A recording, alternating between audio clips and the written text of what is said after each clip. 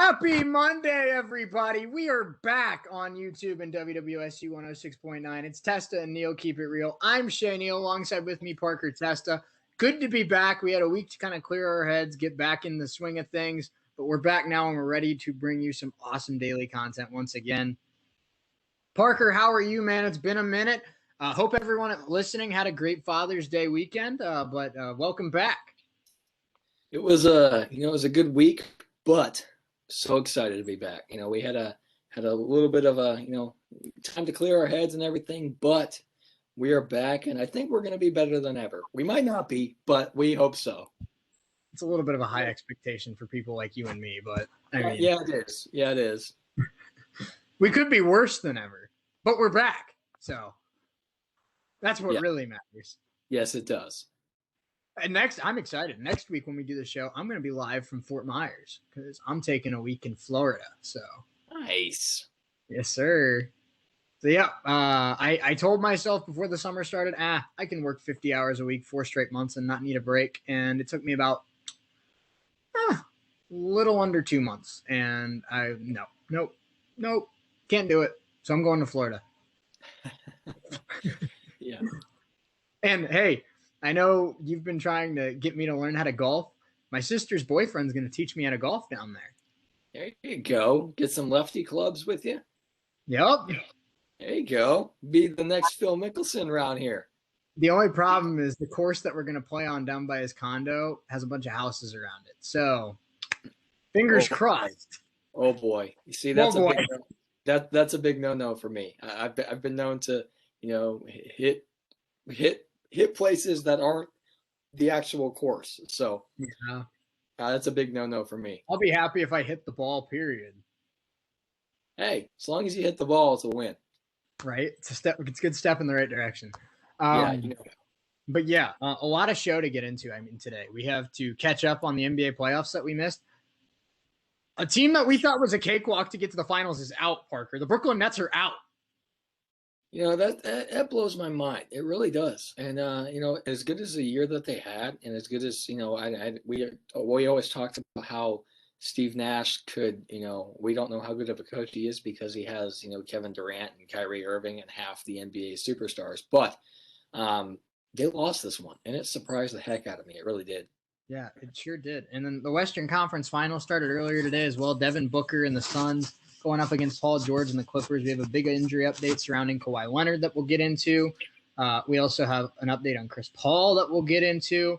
And then a little bit later on in the show, we're waiting for this game to go final, but Sixers and Hawks game 7. There's about 3.5 minutes to go at the time of recording this. Atlanta is up 1, but for like the 6th straight game in that series, it's an absolute classic. That's been a really fun series to watch. Everyone's been talking about Milwaukee and Brooklyn or Phoenix and Phoenix and LA or LA and Utah, LA and Dallas.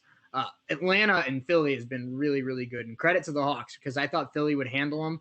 But Atlanta up by 1 with 3 minutes to go. They might be on their way to the Eastern Conference Finals. Yeah, it's possible. And we talked about it.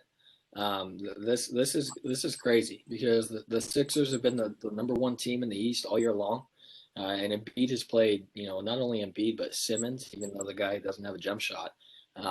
Simmons has been great, as well as Embiid. So, give credit to Doc Rivers because he has this team in a really good spot. Even though they're down 1 right now with about 3.5 to go, this one is shaping up to be a thriller. And I'm excited to see what we'll have as the Eastern Conference, who the Bucks will face for an NBA Finals bid. It's crazy to think now the most likely matchup for an NBA Finals right now might be Suns and Bucks. Who saw that coming? I'll tell you, it ain't me, man, for sure.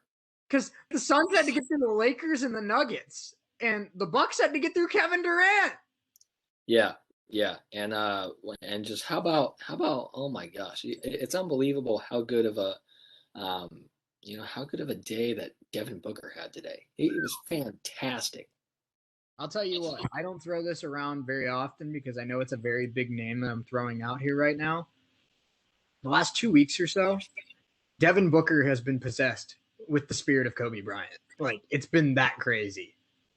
Yeah. And it's crazy to see, the last 2 games, I saw a stat today that said that the Devin Booker has had the most, career 16-point games or something like that, or there was some sort of stat where he has had some sort of, I don't know. He's done two things in these playoffs that Steve Nash did once. So it's been crazy to see how good Devin Booker has been with the absence of Chris Paul, and hopefully they'll get him back here soon. Mm-hmm. But we talked about all year how Monty Williams was robbed of Coach of the Year.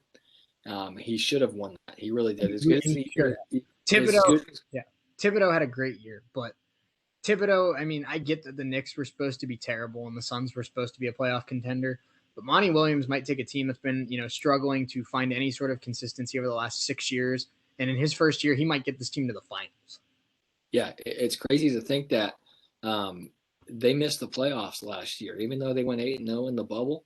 They missed the playoffs, and there were a lot of Phoenix Suns fans that were really upset that they didn't make the playoffs last year, because who knows, maybe they would have done something like this last year. But even though they didn't have Chris Paul, but I still think this team they're looking really good right now. They really are. They beat a Clippers team with Kawhi Leonard and Paul George. Paul George has scored the most points in franchise history in the playoffs this year. The Clippers are really good, and give credit where credit's due. Ty Lue has been really good at the helm of the Clippers, and I know a lot of people thought he should be the head coach of the Lakers when that opening came open 2 years ago. But Ty Lue has done a fantastic job with the team that not a lot of people talk about, and that's the LA Clippers. So I still think the Suns have a real shot to win this series. I think they will win this series, but the Clippers look really good. But it's Devin Booker had a day today. He really did, and He did. And it's great to see the Suns having success, and we both, two teams that we never would have expected to have a chance to be in the NBA Finals, the Milwaukee Bucks and the Phoenix Suns. So this is shaping up to be a really, really good finals. It is, and I mean, just to to blow your mind even more, it feels like Devin Booker's been in the league forever. He's 24 years old. He's still got 2-3 years before he hits his prime. Yeah. So what I think the best comparison I can think of is Bryce Harper. He's been really good for a really long time. He's only 24 years old. He's been in the league 6 years. He was one of the last players to be drafted out of high school before the one and done rule came into play. And as good as Devin Booker has been, he's still, like you said, just 24 years old. So and we thought that Bryce Harper was really good, and I thought Bryce Harper was like 28 or 29 for a long time, and he made the major leagues at like 17 years old or something like that. So yeah, I think he made his debut with the Nats when he was like 19, which is insane. Nobody makes the majors when they're 19. Right, and so Devin Booker's been fantastic. He really has, and much respect to Monty Williams and the Suns. They're playing great right now. Yeah, and I think that I think a lot of people have been guilty, myself included, of Devin Booker's been really talented for a really long time, but nobody's really noticed how good he's been because the Suns haven't been a good team. Now that they're in the playoffs and winning in the playoffs, his talent is seen on a different scale, on a different perspective. And I mean, he's playing like a top 10 player in the league right now. Yeah, he is, and this is in a market that not a lot of people talk about, and it's a very slept-on market. That's Phoenix. So two small market teams have a real shot to win to not win, but I can even say win. They have a real shot to win the NBA Finals. Milwaukee, Phoenix. So that's really great to see. So both these cities are great sports cities. Mm-hmm. Even though Milwaukee doesn't really have, they only have the Brewers and the Bucks, but both those teams are fantastic in their own rights. But these NBA playoffs have not disappointed. I'll tell you that. And I know a lot of people are going to get upset at the thought of Phoenix and Milwaukee in the NBA Finals, and they're going to be like, it's not the Lakers, it's not the Celtics, it's not the Nets, it's whatever. But it's two small markets, like you said, but it's two small markets with really good teams and a lot of star power. I mean, Phoenix would bring in Devin Booker, Chris Paul, DeAndre Ayton, Mikal Bridges, Jay Crowder, Cameron Payne, a team that's been playing really, really well. And Milwaukee brings in two-time MVP Giannis Antetokounmpo, as well as, of course, Chris Middleton and Brooke Lopez and Bryn Forbes and Drew Holiday. And I mean, and Dante DiVincenzo, if he can play, I know DiVincenzo suffered a foot injury in the last round, but if DiVincenzo comes back, that makes Milwaukee even better. So it's two small market teams, but it's two small market teams with big market rosters. Yeah. And some of these guys, like you said, Brooke Lopez, Chris Middleton, some of these names, you feel like they've been in the NBA for a long time. You see them float around to different cities. But I really think that there's these teams have all the talent in the world, and a lot of guys are that are slept on, that are really good. And Milwaukee's no different, as well as Phoenix. They got guys like Jay Crowder in Phoenix, as well as Cameron Payne in Phoenix. So to go along with, just not just Giannis, but guys like you said, Drew Holiday, Dante DiVincenzo, Chris Middleton in Milwaukee. So two teams that like you said, small market cities, but they have all the talent in the world.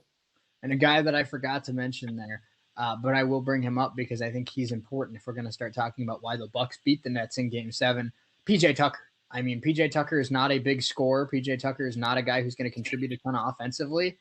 And he's not, he doesn't have the defensive reputation that Ben Simmons has, or that Giannis has, or that even Drew Holiday has. But he's just a scrappy, physical basketball player. Very old school. He didn't lock down Kevin Durant by any means. Kevin Durant still played his butt off in that series.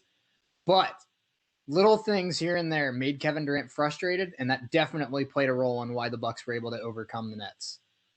Yeah, and I think it's just stupid mistakes, and mistakes kill you in the playoffs. They really do. And as good as the year that the Nets had, and they were really good. I mean, we both thought they would win the finals, but Durant had 48 in this game. Harden had 22. Of course, they're without Kyrie, but other guys stepped up. The guys you think that would have good games had good games. Durant had 48, Harden had 22, Griffin had 17, and this Nets team was really good, and they deserve to. They honestly deserve to be in the finals with how good they are, but.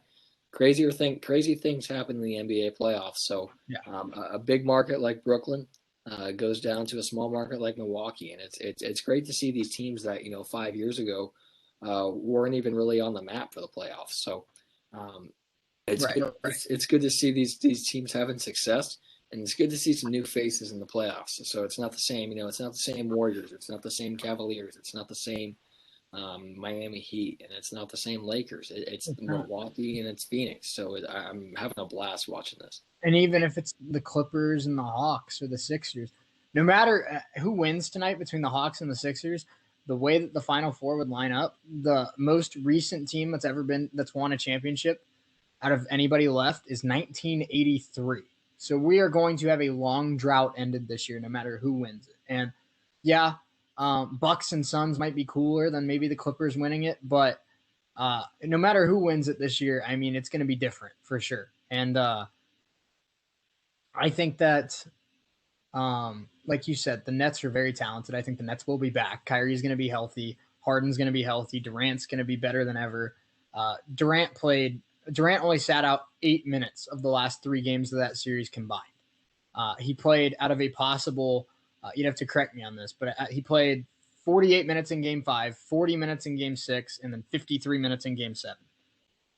This is a guy that tore his Achilles, ruptured his Achilles a year ago. That's insane. 32-year-old who just ruptured his Achilles playing, over 130 minutes in 3 games. That's not supposed to happen. So the Nets will be back, but I don't want to say that, the Nets deserve to be in the finals. I get that injuries were a thing, but injuries happen all the time. I want to congratulate the Bucks because I didn't think the Bucks had it in them to beat Brooklyn. And credit to Coach Budenholzer, credit to Giannis Antetokounmpo, who we kind of we thought had a reputation for, coming up short in the playoffs. He stepped up because especially in that Game 7, Middleton and Drew Holiday really struggled shooting the basketball.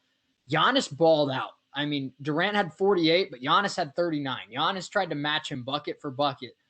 So this is that was by far the most impressive thing I've seen in the career of Giannis Antetokounmpo. I know he has 2 MVPs, but that was the first time I've seen, okay, Giannis might be good enough to win a ring. And I'm excited for the Eastern Conference Finals because I think this Bucks team's good enough to win it all. Yeah, they are. And we talked about it last night. If this isn't the year for Giannis, he might not get it in Milwaukee. He really won't, because teams like the Lakers, teams like the Clippers, even though the Clippers are still in it right now, teams like the Clippers are always going to be there. Teams like the Lakers are going to be there. Teams like Philadelphia are always going to be there. So if Milwaukee, if this isn't the year for Milwaukee, I don't know what is. And I saw a tweet the other day that made me laugh. Mike Budenholzer was an inch away from getting fired. Oh, he was. He was. Literal inch away from getting fired. So, and I don't want to, it's not like my ego could get any bigger, but I don't, I feel like, it wasn't that hard to call what happened there, but I was sitting in the room with a couple friends and the Bucks were up 2 with like 6 seconds left. And I'm like, watch this. Durant's going to get some space. If he gets a lane, he's going to tie the game. If they sag off, he's going to go for the win. And he turns, drills a contested jump shot. And Kevin Durant, you talk about LeBron, who's one of the best players in the history of basketball. Talk about Luka, who's the up-and-coming superstar. You talk about Harden, who's one of the best playmakers of all time. You talk about, one of the best two-way players in Kawhi Leonard. Kevin Durant right now, if I had one guy to hit a shot with, the shot with the game clock expiring, there's no bigger cold-blooded assassin than Kevin Durant. He's called the easy money sniper. He's called the Slim Reaper for a reason. Yeah. And this is a guy, like you said, ruptured his Achilles, a year ago. And it sucks. And it sucked to see that go down for him like that, because he's the best player in the world. I don't care what anybody says. Kevin Durant is the best player in the world right now. And you can quote me on that, because it's true. And I know all you Twitter haters out there will say, oh, no, it's still LeBron. LeBron is old. LeBron has had his issues. LeBron's still a top 5 player in the world right now, but Kevin Durant's the best. He is. And there's no doubt that, that was either way, 2 or 3. Heck of a shot that Durant drilled last night. Unbelievable shot that he had. And I'm just fascinated how he hit that shot. I can't make a jump shot from like 8 feet. And he hit that one. Lord knows. We've seen it. Yeah. Hey, office basketball is different than real basketball. Well, we got to see you play real basketball. Yeah, it's not pretty either, I promise you. But, he had 2 hands in his face, and he turns around, fadeaway jump shot, hits that one. Yeah. So, and everybody, and even myself included in this, I thought it was a 3 at first glance. I really did. Yep. So, and it was an unbelievable shot. And, it sucks that the Nets have to go down like they did. But that's basketball, and you learn from it, and you'll come back better next year. And I think the Nets will be back next year. But it really just depends on, who they can attain or retain, in free agents. If they can keep this team intact, they're going to be back. So, right. And I really liked watching the Nets this year. They were fascinating to watch. And they haven't been good since the Kevin Garnett days in Brooklyn. And this team was really good this year. I think they'll be back, but congratulations to the Milwaukee Bucks. They played their hearts out, and they deserve to win. They really did. So I'm excited to see how this game with the Sixers and the Hawks ends up playing out. The Hawks are up by 5 with 10 seconds left. So I think the Hawks are going to be here in the Eastern Conference Finals against the Milwaukee Bucks. So, but either way, we've had a fascinating year for NBA playoffs, and it's no different with the Eastern Conference. The Western Conference is just as entertaining. Teams, it's much, everybody says it, but it's true. It's much harder to win in the West than it is in the East. Yeah. And I'm surprised. Well, this year it might have flipped. The East has been a dogfight this year. Yeah, and as surprising as the Suns have been, personally, I didn't think the Suns would be this good. I really didn't. I thought they'd make the playoffs, but when they drew the Lakers, I thought it was over. But that was, it quite possibly would have been the best series of the playoffs is that Suns Lakers series. But The Suns have surprised everybody, myself included. They're really, really good. They sure are. Okay, so I don't know why this popped in my head, but I have a funny story, and then I have some news that's going to make you upset. So funny story. I was hanging out with some family tonight for Father's Day, and my cousin is a sophomore outfielder for Loveland High School baseball, and he subtly roasted me because he was talking with a couple of our family members. We have a big family on my mom's side, but he's talking with a couple of his family members about how the season went this spring, and he's like, "Yeah, I got like 44 hits in like a 28 game season." And he looks at me, he's like, "Shea, you played baseball in high school?" I'm like, "Yeah." He's like, "How many hits did you get?" I'm like, "Total?" And he's like, "Yeah." And I'm like, 7. And then I threw out because the entire family turned and looked at me. I'm like, "But my last hit was a game tying double down the right field line in the district championship game, and nobody can take that away from me." So 7 career hits, but I am one clutch dude. Hey, those 7 were important, and clutch The last guys. one was really important. Right. Those people with the clutch, the clutch gene, if you will. I don't know if you have the clutch gene, the one hit you Mound, had. maybe.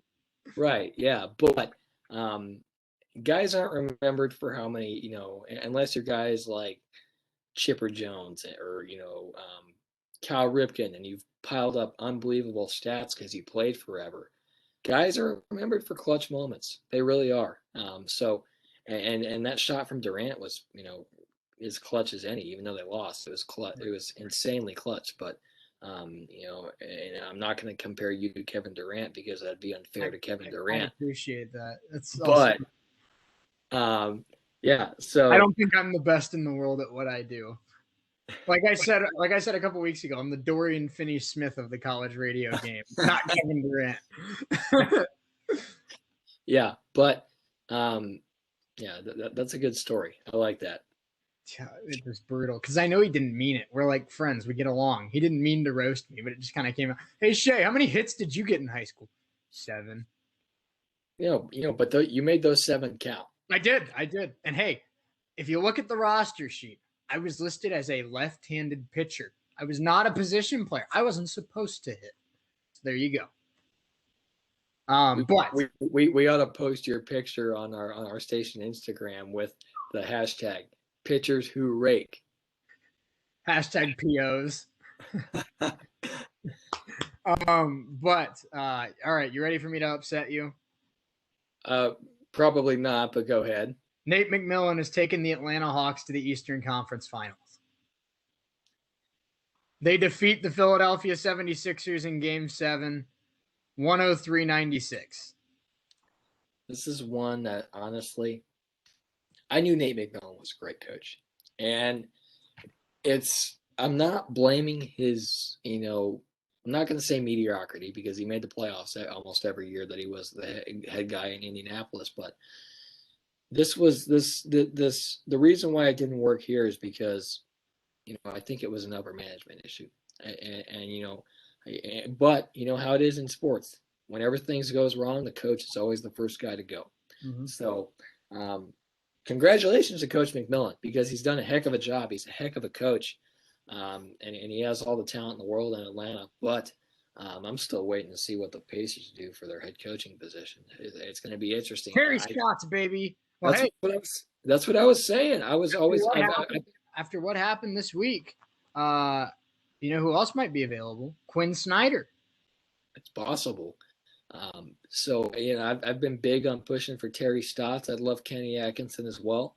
But I think Terry Stotts is the guy that the Pacers have circled as the target guy for their head job. But I'd be just as okay with Quinn Snyder. He's had success in Utah. I honestly don't think the Jazz will fire Quinn Snyder, but it'll be interesting. Because the Pacers have gone through 3 head coaches. This will be their 3rd head coach in as many years. So we'll see if they can work it out. I never thought I'd see the day that the Pacers have always been competitive as long as I've been alive, but I never thought I'd see the day where the Pacers are mediocre, and they are for sure mediocre right now. So, if I know the Pacers, I know they'll disappoint in the end. So they'll probably walk away with their next head coach being like Steve Clifford or something. Yeah, they're gonna disappoint. They always do. I'm not gonna. They're gonna bring like, Danny Granger back to coach. I wouldn't mind that. I really wouldn't. I wouldn't mind that. I really wouldn't. But I wouldn't even mind, like 80-year-old, not an 80-year-old, but old Larry Bird to come back and coach. The corpse of George Karl. Yeah, the corpse of Slick Leonard would be fantastic too. But Peyton Manning, man, the sheriff. That just got dark. It really did. Wow. But it's going to be interesting to see what the Pacers do for sure. And as good as Peyton Manning is at commercials and doing what Peyton does, I honestly think he could coach the Pacers. I really do. Probably could. Speaking of Peyton Manning, this is kind of going all over the place, like our show usually. You're gonna talk about the video, aren't you? With Tony Vitello? I quote tweeted the greatest thing I've ever seen. I quote tweeted it just before we started recording tonight. That might be the greatest video I've seen in the last month. It really might be. Coach, congratulations, man. Great job getting out of supers. I'm excited to see you take it all the way to Omaha. Tony's response to is like, "Yep, that's the location." Yeah, that's where we're going. We're going to load up the bus, and I love whenever he's about to say Omaha, Peyton just comes in and just goes Omaha. Tony, you got to hear me out. It's more of a 3-syllable thing. Omaha. Yeah, and then right at the end, I love it. Tony V just goes, "We're going to Omaha." And Peyton goes, "Yes, yes." Oh, that might be it's the greatest thing I've seen in the last month. That really is the most Knoxville, Tennessee thing I've seen in my life. And I love where Peyton's at. He's just sitting in like the Broncos, I don't know where he's at, but it looked like he was somewhere orange. So he might be in Knoxville. He might be at the Denver. He's probably back at UT. Maybe. Yeah, it certainly looks like it. But that video was straight up fantastic. I know Peyton's not interested in coaching, but Tennessee should give him whatever he wants to be the head coach at Tennessee. Yeah, really. He should have got the Monday Night Football job. I know he didn't want it. I'm sure ESPN begged him to take it. Oh yeah, he'd be better than freaking Booger McFarland. But who did they or Jason Witten? Oof. Oh. Ever since Booger, it says a lot when Booger might have been better than Witten. Right, and I love Jason Witten. He's obviously Hall of Fame tight end, yeah. Hall of Fame tight end. He's done so many great things in the NFL, but he's not an announcer. And a lot of people, myself included, are not an announcer. We're pushing for Pat McAfee to get the color commentator job because he would be great at it. But it is what it is. Who knows? Maybe we'll have Testa and Neal announce Monday Night Football. That'd be great. That would be pretty fun. I'm not gonna lie. You failed to acknowledge my roast there. Where you're like, a lot of people, myself included, and I just threw out, don't know how to announce. Oh. You stuck that knife in and you twisted it, man. Wow. It's still better than the freaking dating roast. I think that was the darkest moment of the show.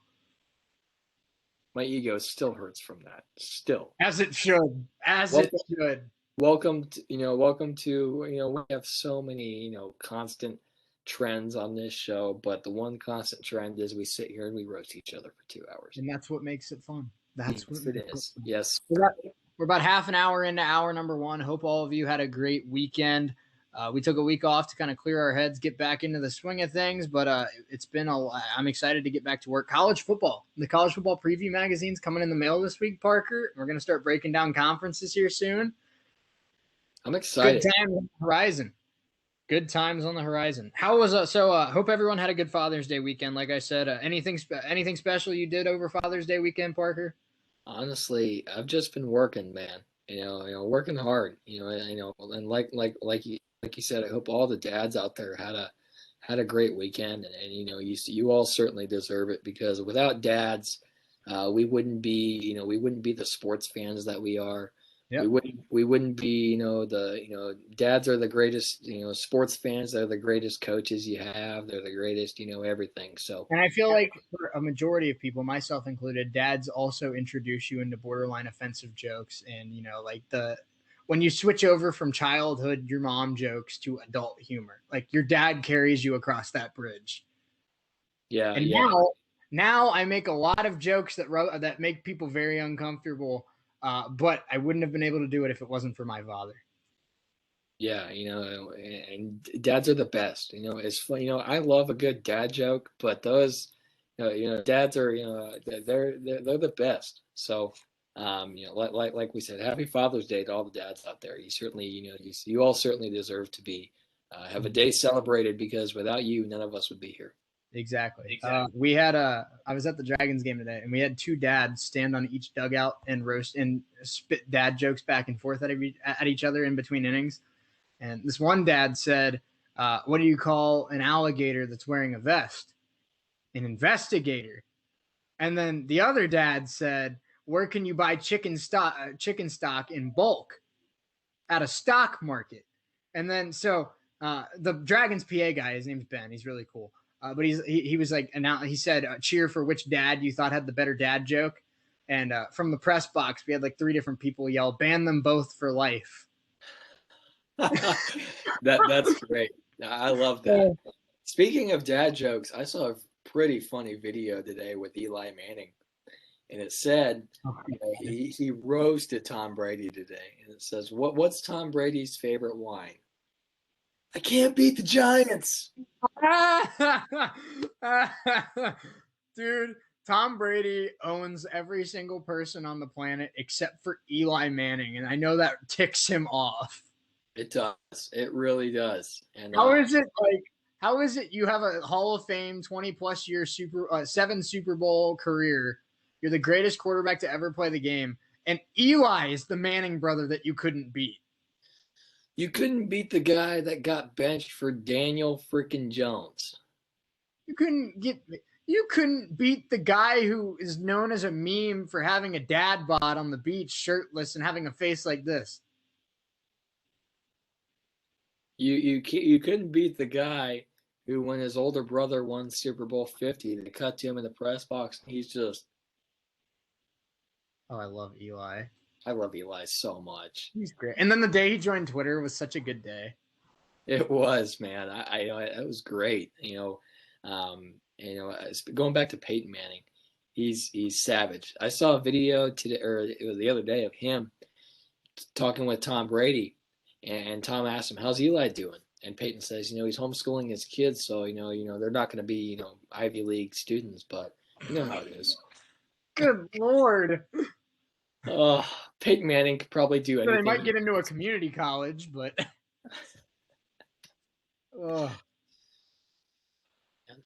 brutal. But yeah, we still got a lot to get into here in hour number 1. I mean, later on in the show, College World Series coming up. Wander Franco gets called up, number 1 prospect in baseball. Shohei Ohtani hits his 6th home run of the week today. And then in hour number 2, we're going to talk a little bit more about the Sixers and Hawks. Hawks on their way to the Eastern Conference Finals to face the Milwaukee Bucks. And then we have a tier list today, but it's a little bit different than normal. I feel like we've done a lot of fun one. It is going to be a fun one. We've done a lot of sports tier lists. We've done, MLB, we've done NBA, we've done NFL. We still got a lot more sports tier lists to do. I wanted to mix things up today, and we're going to do a fun one. Fast food restaurant tier lists. And Parker, we're both college students, so we know our way around this category pretty well. Yes, we do. It'd be, you presented this idea before the show. Let's get away from sports a little bit for 45 minutes or so and discuss some of the, our favorite fast food joints from around. Some of them are regional, so we'll kind of, touch on where we can. But I'm excited for it. Shake things up a little bit. Absolutely. And I mean, for those of you who know me, you already know what's going in S tier for me. It's a place that I eat at probably twice a week, but I'll just say it rhymes with what does it rhyme with? I don't know. Well, we'll let you know in hour number 2. But my brain's just mush right now.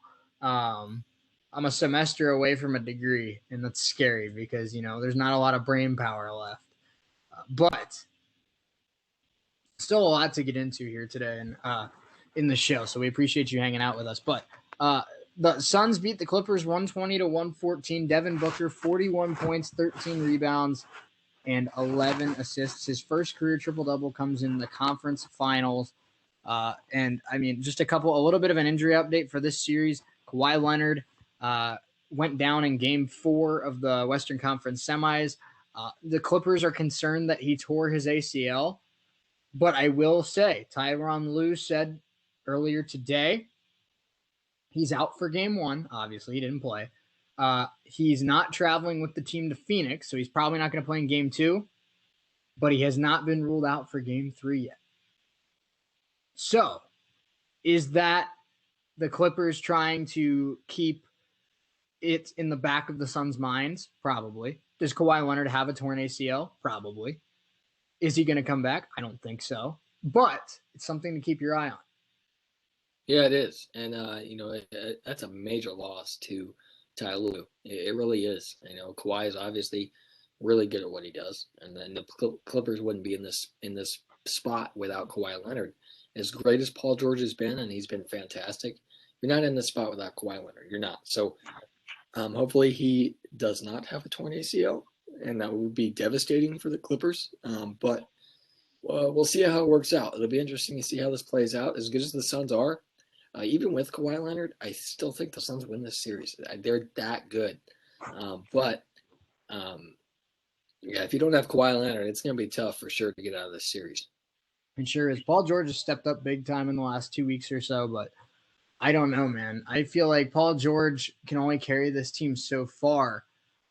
When you're going up against Devin Booker, Chris Paul, DeAndre Ayton, Mikal Bridges, it's a great team. And speaking of Chris Paul, he is in the NBA's health and safety protocols, which, I think we know what that means at this point. Chris Paul out for Game 1 today. He will most likely be out for Game 2 tomorrow. We don't know moving forward. He obviously has to get cleared out of that protocol first. But both teams missing a very key piece.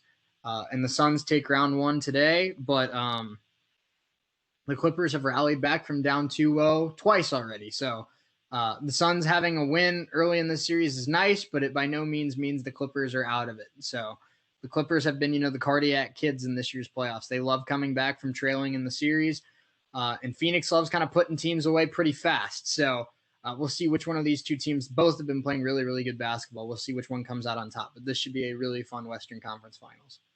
Yeah, it will be. And both these conference finals are going to be great. Bucks, Hawks, Clippers, Suns. So it's going to be fascinating. Like you said, none of these franchises have won an NBA Finals or a championship since 1983.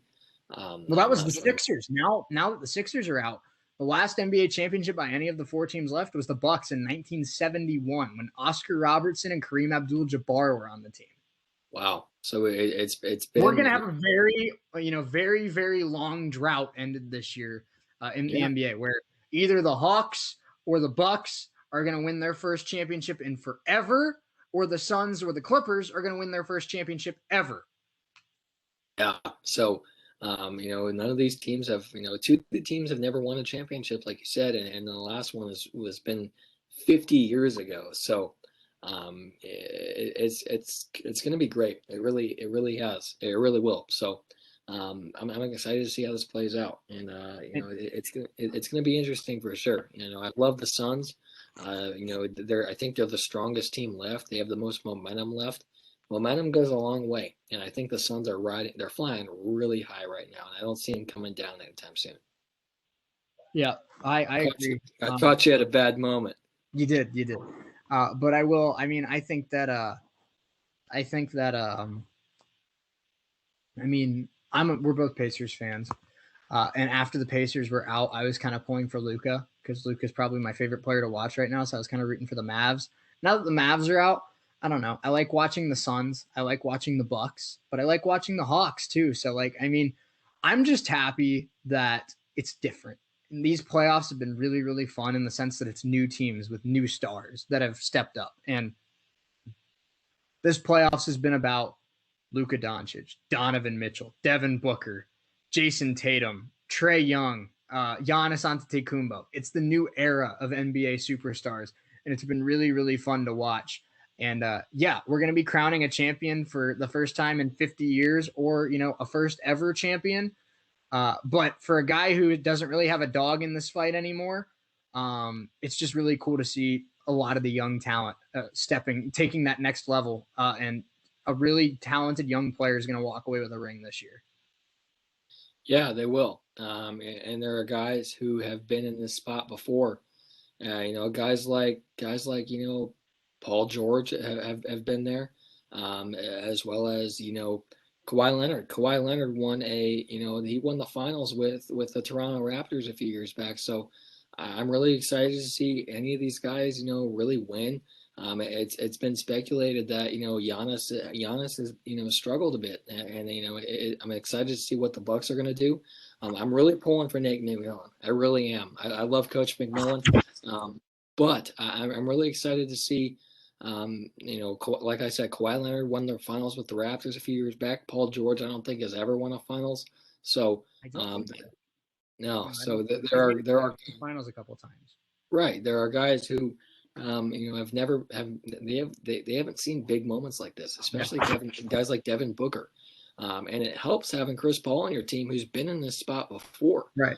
So, we're going to see one of these young stars, crowned as a champion. Is it Trae Young? Is it Giannis? Is it Paul George? Is it Devin Booker? So I'm excited to see how this plays out. Well, what's crazy is Nate McMillan's not technically the head coach of the Atlanta Hawks. He's the interim coach. They fired Lloyd Pierce back in December, which feels so long ago. But they have to make Nate McMillan the full-time coach now, right? You would think. They have to. He has 4 wins away from the NBA Finals. Yeah. You got to make him the head coach. And whoever's in charge in Atlanta has got to be. They better be working on that contract now while they're flying back to Atlanta. Right. And I wouldn't be surprised here in the next couple of weeks if if the Hawks struggle in this series, it'll be up in the air. But you got to have, the consistency with how good the Hawks have been with Coach McMillan at the helm. You got to give him, you got to give him a contract. Got to. Yeah, it's crazy. It's crazy. It's just really, I don't get it. Think about it. Okay, so let's break it down. All 4 teams that are left. Clippers win it all. Paul George gets his first ring. Ty Lue proves that he's not just LeBron's puppet. Terrence Mann becomes one of the cooler young stories in the NBA. But the Clippers are probably, the team left that has the most experience. Suns win it all. Booker gets a ring. Chris Paul gets a ring. Ayton gets a ring. Monty Williams has maybe the best coaching job in the history of the league. 1 year takes the team from a non-playoff team to a championship. That's top tier. Hawks win it all. Trae Young gets a ring. John Collins gets a ring. Nate McMillan gets a ring, which is insane. Clint Capella gets a ring. Bucks win it all. Mike Budenholzer finally gets the monkey off his back of blowing it in the playoffs. And Giannis Antetokounmpo not only has 2 MVPs, not only has 3 Defensive Player of the Year awards, also has a championship. Yeah. So I'm fascinated to see how this plays out. I really am. All these teams have something to prove. And for the Milwaukee Bucks, it's can they get over the hump? The Atlanta Hawks is Coach McMillan the right guy? For the Phoenix Suns, it's how good are they? How really good are they? And for the Clippers, it's the same old adage with the Clippers. Can they get over the hump? Because they haven't been able to. So I'm excited to see how this plays out. All these teams are gonna have, like I said, they're all gonna have something to prove. So we'll see how it plays out. Yeah, we sure will. Let's move on to College World Series really quick here to end hour number 1. Because we still got to get into Wander Franco's MLB debut coming up in hour number 2, as well as how good Shohei Ohtani is. We haven't talked about that in a while. And our tier list of the best fast food places. So I mean, the College World Series just has a nasty lineup. Like, let's just go over, the teams that made it to the College World Series.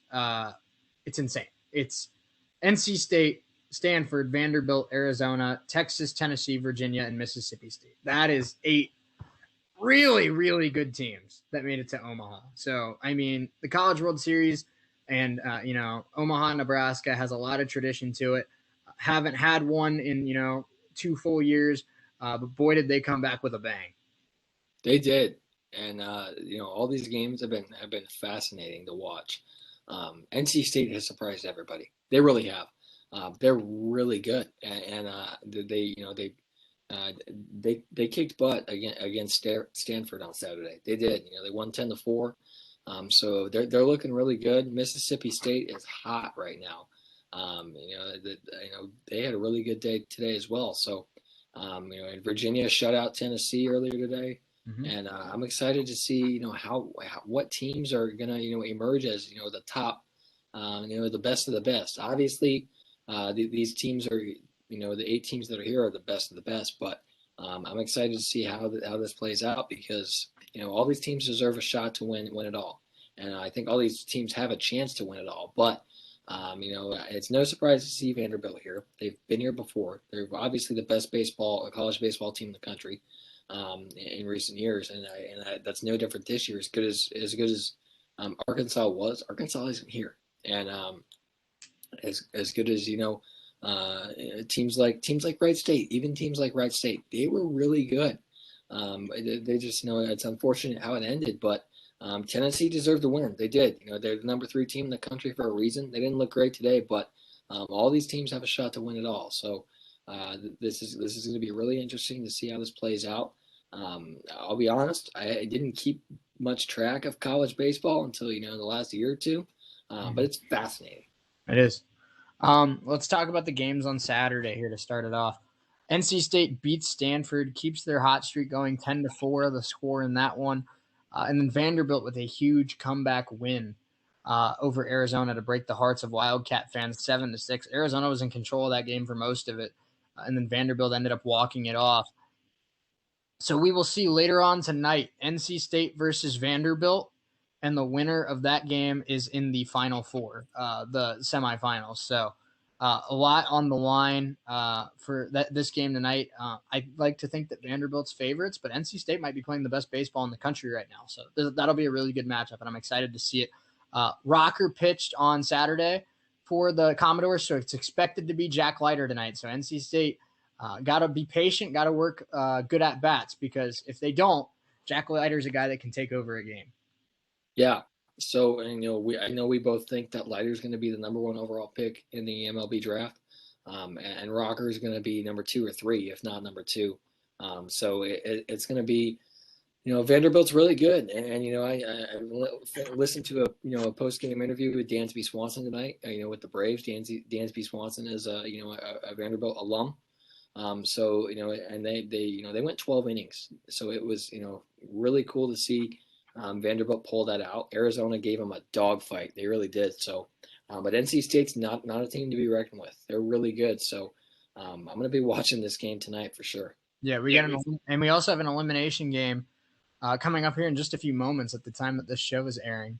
Between Stanford and Arizona. Winner ends up playing the loser of tonight's NC State Vanderbilt game. But the loser comes to their season comes to an end, and that's saying a lot because Arizona beat a lot of really talented teams to get here to Omaha, and Stanford was a top 10 team in the country for a majority of the season. So a really good baseball team is going to have their season come to an end tonight.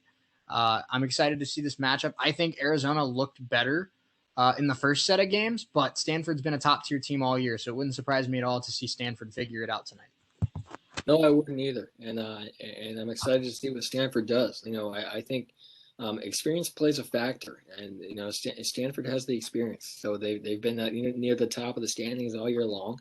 I think ultimately Arizona, that they like you said, they beat a lot of good teams to get here, but I think experience will win over here tonight. I think Stanford gives them I think Arizona gives Stanford a run for their money, but I think Stanford will win this one. I really do. I think Stanford's the more talented team, but it's possible that Arizona's playing the better baseball right now, so it'll be interesting to see. Let's get into the games from Sunday. And this is really where the College World Series got thrown upside down because two teams that were expected to be in the Final Four, maybe even in the College World Series finals, both lost today. Tennessee falls to Virginia 6-0. And Chad Dallas, for the first time in a while, just did not look very good. And the Tennessee Bats that have been so good all postseason long just did not show up. So credit to Virginia. They get a big time win, and Tennessee's now facing elimination coming up tomorrow. Yeah, but how good of a game did Will Bednar have today for Mississippi State? Unbelievable. He went 6 full innings, 1 hit, 1 walk. Get this, 15 strikeouts. Yep. Unbelievable game today for Mississippi State. And it was, they're really good. They played really good today.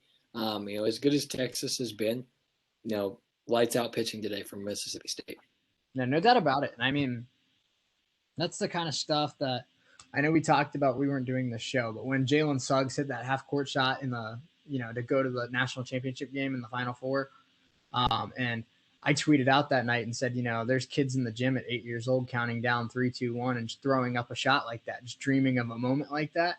Well, for anybody who played baseball, that's the kind of moment that you dream about. Being in the spotlight, being in Omaha, being on the biggest stage, the College World Series, and just having electric stuff. Will Bender, 15 strikeouts in 6 innings. That means, only 4 guys made contact with the ball today. 3 non-strikeout outs and 1 hit. 4 guys made contact with the ball in 6 innings. That is dominant. And Will Bender, I mean, he's not going to probably be able to pitch again until maybe the Final Four. If Mississippi State gets to the College World Series finals, we'll definitely see him there.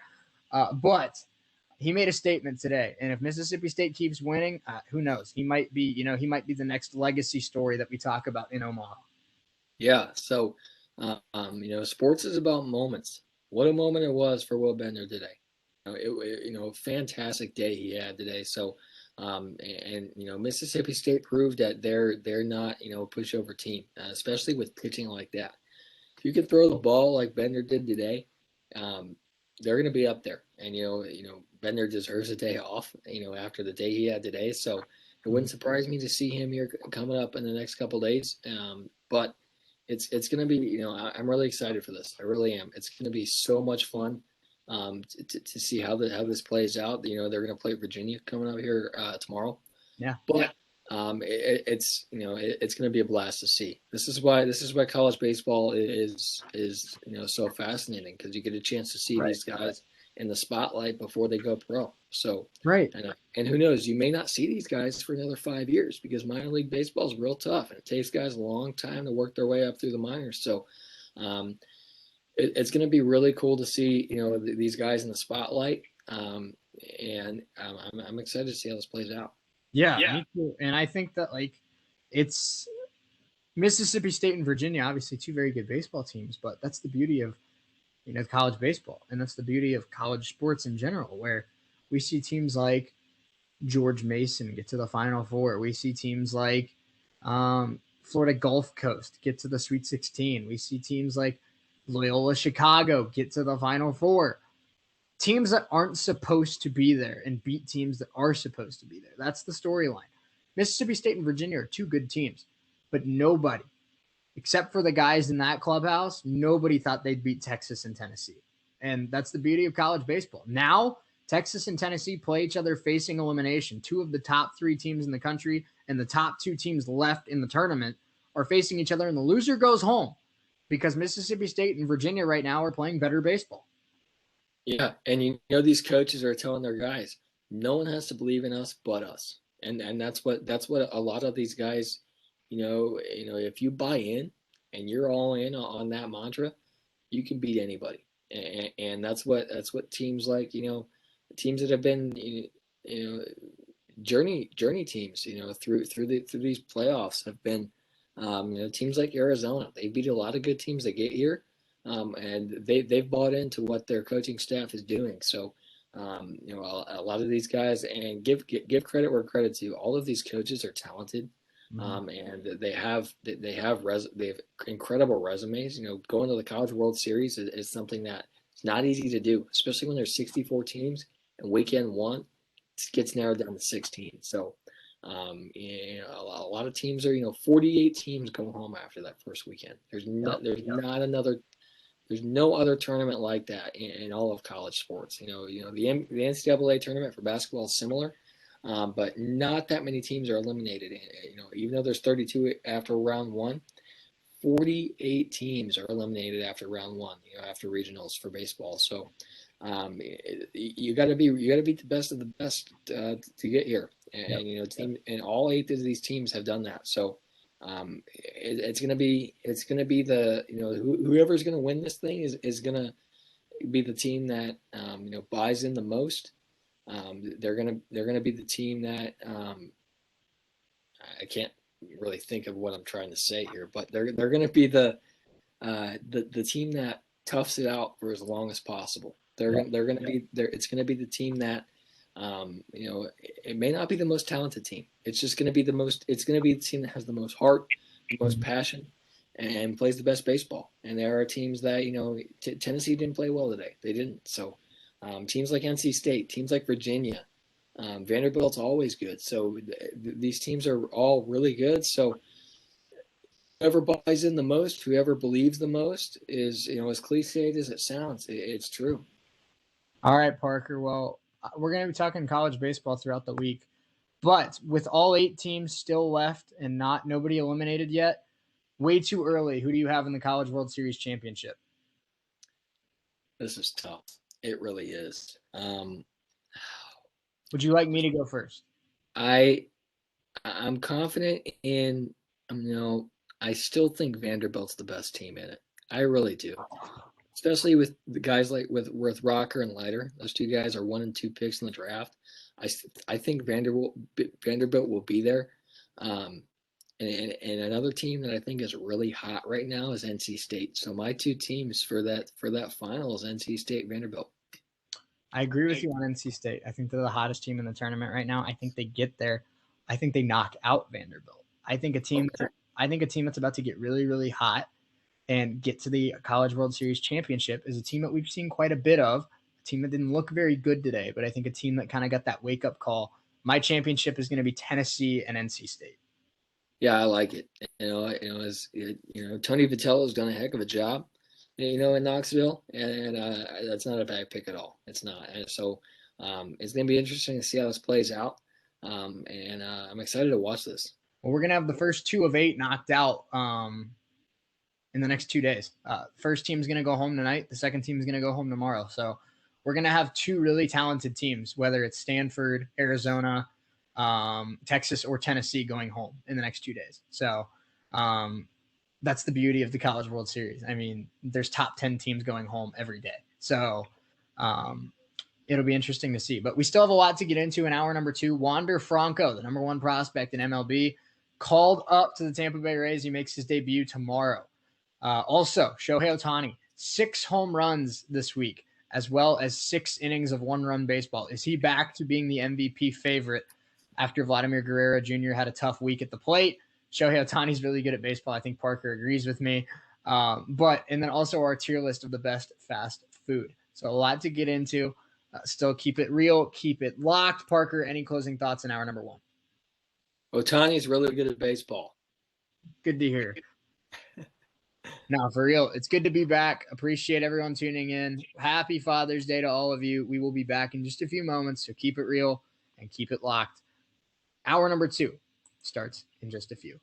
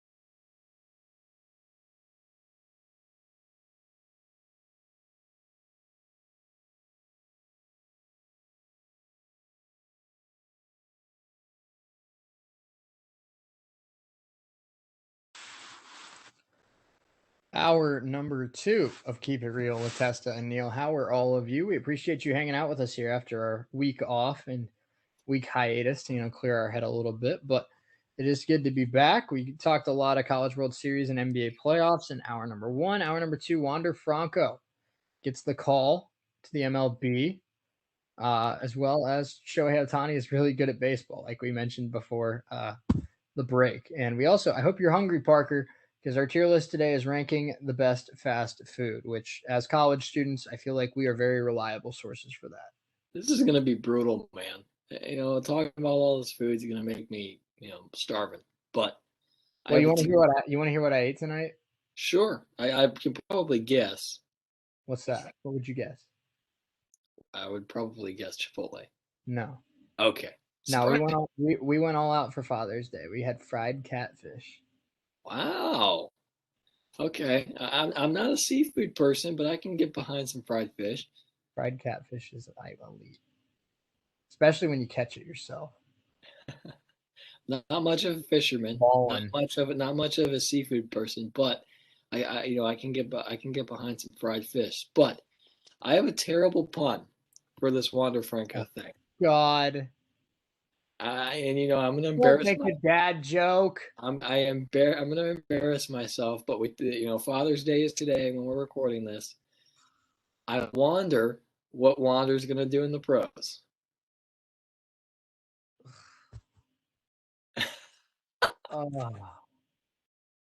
You heard how bad that was too, right? Like yes. People listening to the show. You heard how bad that was. Yeah, I have to deal with him multiple hours a day. Personally, I understand how bad that was, but I don't care. It was really bad. I get it. I know how bad it was, but I don't care. Ugh. I wonder where you'll get your next job. Wow. Okay. Job threatened number 1 of the day. It took us an hour, but we got there. We got there. Indeed. Man.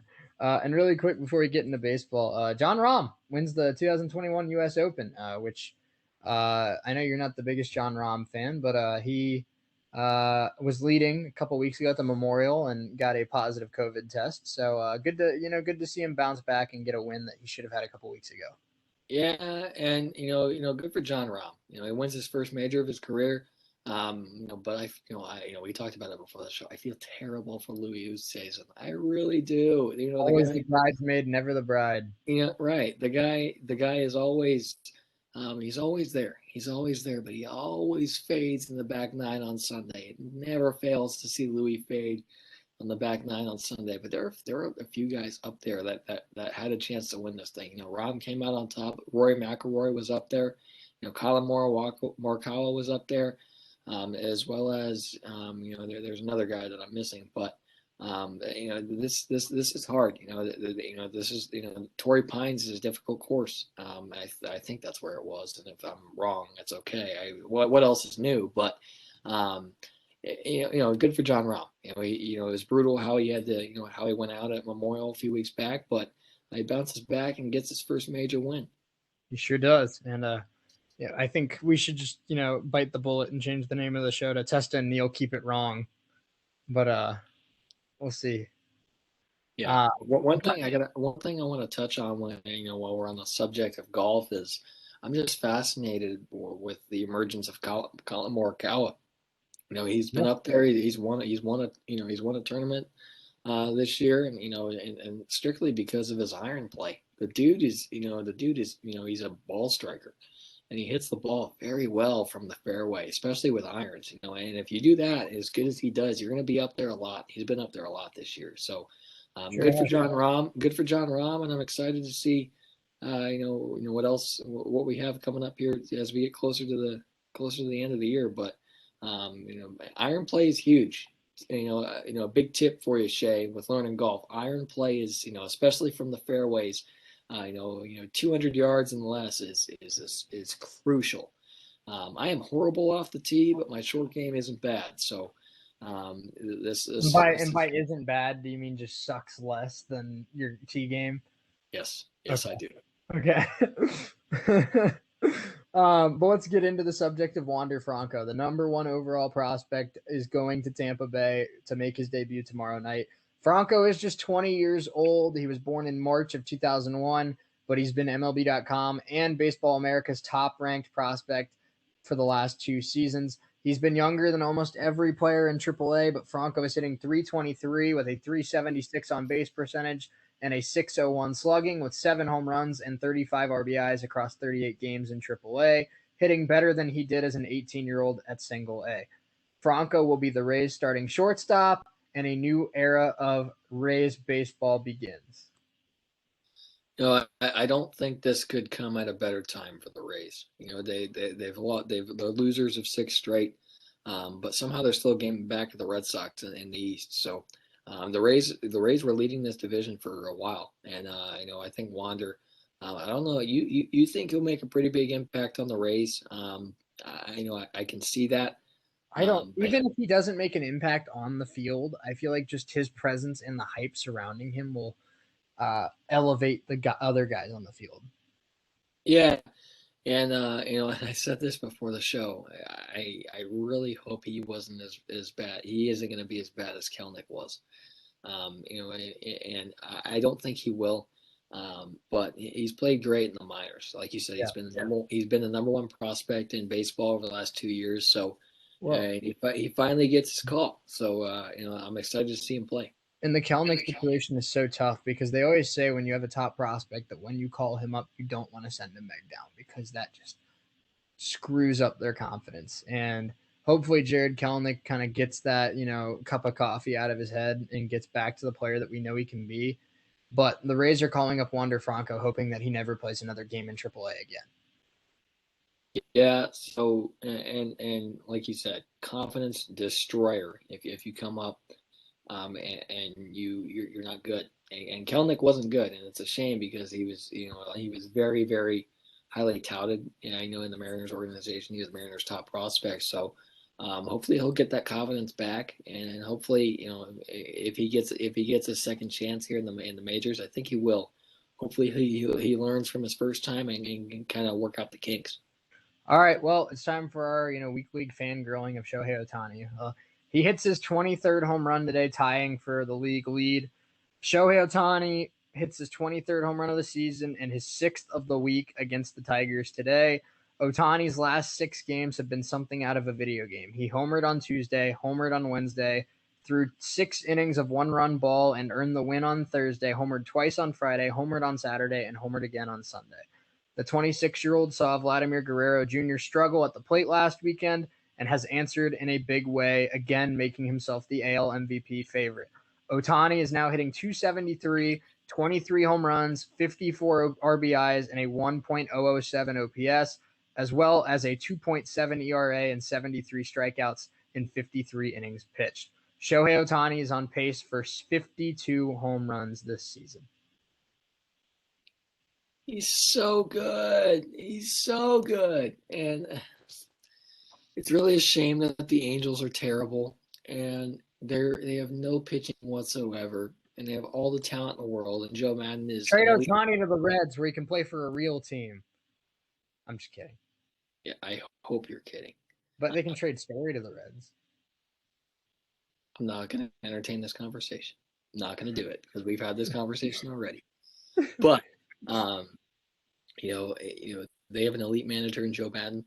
They have a really good coaching staff in Anaheim, and Shohei Ohtani is really good at baseball. They just can't get their pitching right. And I think the Angels are going to be buyers at the deadline, especially on the when it comes to throwing the ball. And I'm hoping they can find their way.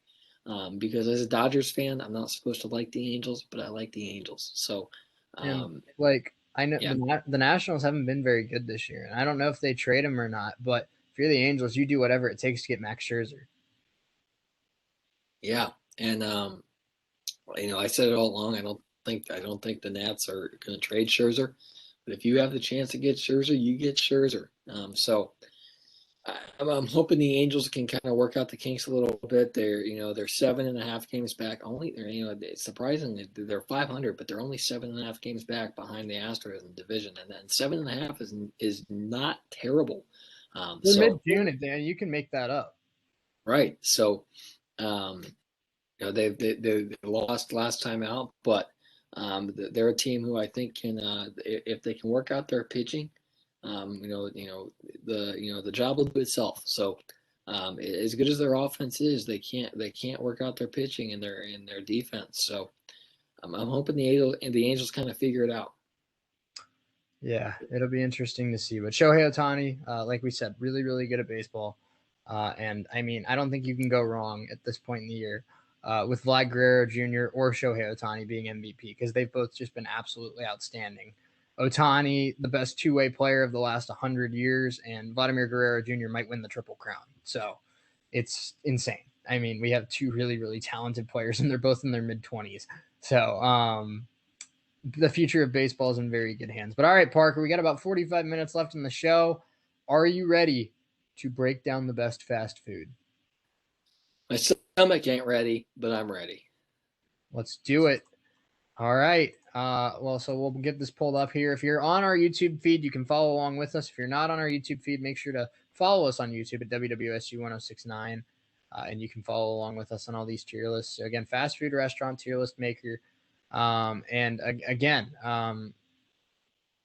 us know what you think. Let us know where you think we're wrong. So, as you see, I haven't been to every place on this list. Just a couple to name off my head.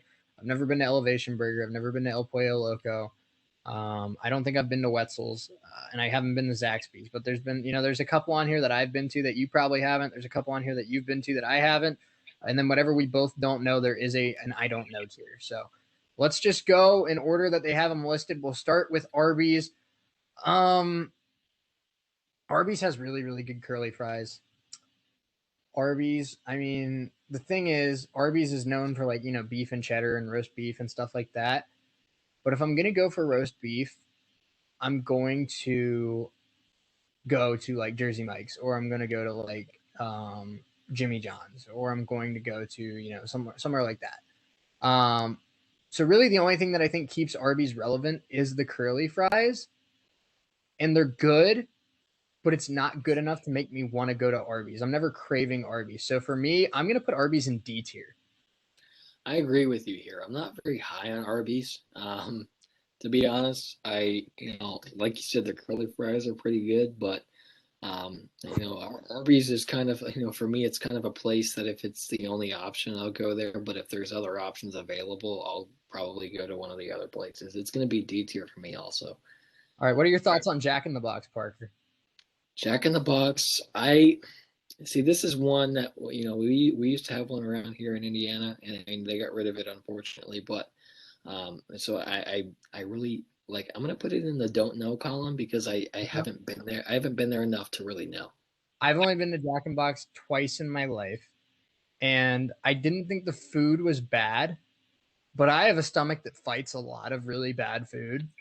And Jack in the Box is one of the few food places I've been to that left me kind of feeling kind of yucky. And that's hard for my stomach to be able to feel like that. Like I've gone to Steak and Shake and eaten half the menu in one sitting, and it doesn't make me feel that bad. So my stomach can take a lot. And Jack in the Box is one of the few places that's made me kind of question whether I made the right decision. So let's move on to A&W.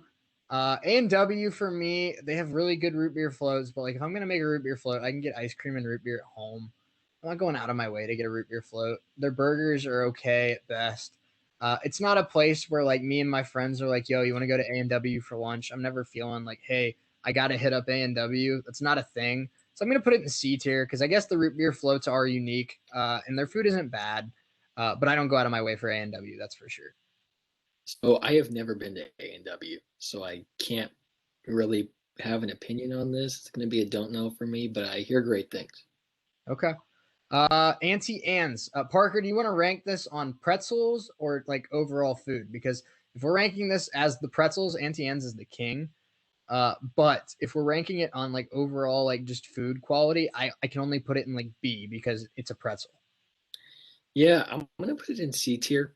Okay. The only times I really go to Auntie Anne's is if I'm like, in a hurry, like in an airport or something.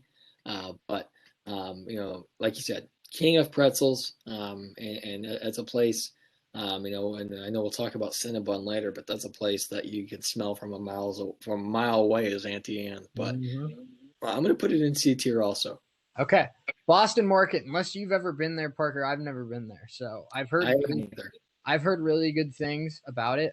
My roommate lived in Boston for a year, but I've never been to Boston Market, so I can't have an opinion on it. Yeah, I haven't either. And like you said, I've heard great things, but I haven't been there. All right. Well, here's an interesting one, and I'm curious to hear your thoughts. So I'll let you go first. Where are you putting Burger King? This one's tough. I like Burger King. I do. Okay. I'm honestly going to put it in B tier. I like Burger King a lot. Okay. I will never turn down a Whopper. I will never turn down a Whopper, and I think their fries are slept on. I love Burger King fries. Okay. I think that the flame broiled patties are definitely something different, and I don't go to Burger King a ton, but when I go, I feel like it's good food. They do not. I don't think they do very well in the chicken sandwich game. But who goes to Burger King for a chicken sandwich? So I'd probably put them in C just because they're not good enough for me to want to go out of my way to go to Burger King. But it's solid food when I go there. Checkers, I've only been to twice, and it's like a worse A&W. So I'm gonna put it in D. So Checkers and Rallies is the same thing, isn't it? Rallies and Hardee's is the same thing, I think. I think you're wrong, my man. Hang on. Maybe. Where's Google? Where's Google? I Let's can't see. Google search this because I'm sharing the screen, but you can look it up. Right here. Parker Testa saving the day again. Checkers and Rallies might be the same thing. That tells you how long it's been since I've been to Checkers.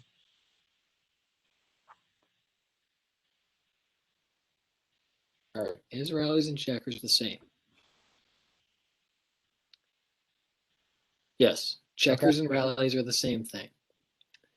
So I'm not a big Rallies person. I like their fries a lot. I'm honestly going to put them in D tier because I don't go there very much. But like you said, it's not a place that I'll go out of my way to go to. Yeah.